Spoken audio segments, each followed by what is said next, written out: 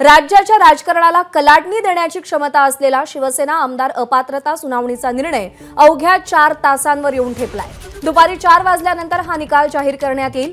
विधानसभा अध्यक्ष राहुल नार्वेकर या निकालातील केवळ ठळक मुद्दे वाचतील।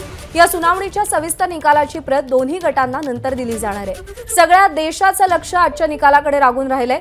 मुख्यमंत्री एकनाथ शिंदेच अपात्र ठरले तर राज्याला नवा मुख्यमंत्री मिळेल आणि शिंदेंना पुन्हा निवडणूक लढवावी लागेल। पण ठाकरे गटाचे आमदार अपात्र ठरले तर तो उद्धव ठाकरेंना अतिशय मोठा धक्का असेल।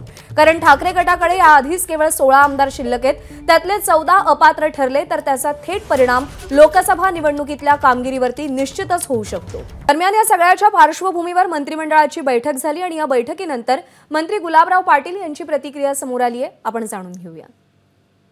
निकाल हा आमच्या बाजूने लागणार आहे। याचं कारण संख्याबळाला महत्त्व आहे आणि माझ्या माहितीप्रमाणे येणारा निकाल प्रभू रामचंद्रांच्या आशीर्वादाने आमच्या बाजूला लागणार आहे। परंतु अध्यक्ष सातत्याने मुख्यमंत्र्यांना जाऊन भेटतात, त्यावरती उद्धव ठाकरे जे आहेत ते प्रश्न उपस्थित करतात की आरोपीच्याच पिंजऱ्यात जाऊन अध्यक्ष जे गुन्हेगारांना जाऊन भेटतात। हे बघा, अध्यक्ष आणि मुख्यमंत्री हे एकमेकाशी कायम भेटणं हे स्वाभाविक बाब आहे आणि मला तरी असं वाटतं की त्याचा अर्थ आपण जर याच्याशी लावत असाल तर ती चुकीची बाब आहे। मला असं वाटतं की येणारा हा निकाल हा आमच्या बाजूने लागणार आहे आणि आमचं सर सलामत आहे, पगडी पण हजार राहणार आहे।